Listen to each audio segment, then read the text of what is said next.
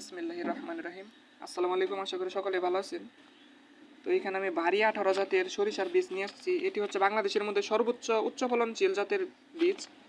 বাংলাদেশের যত সরিষার জাত রয়েছে এটি সর্বোচ্চ ফলন দিতে সক্ষম। এটির হেক্টর প্রতি ফলন 2.55 টন বা 55 টন। এটি দেখতে পাচ্ছেন 2.5 টনের উপরে ফলন হয়।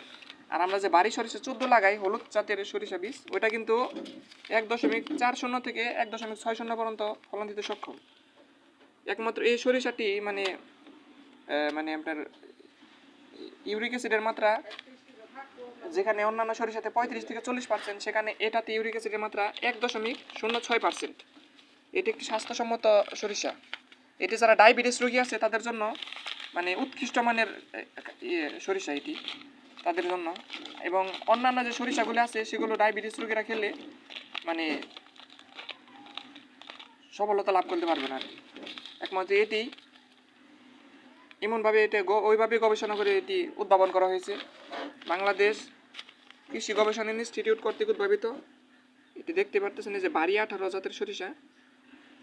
এই যে আমি এখান থেকে এটা কুরিয়ারের মাধ্যমে নিয়ে আসছি।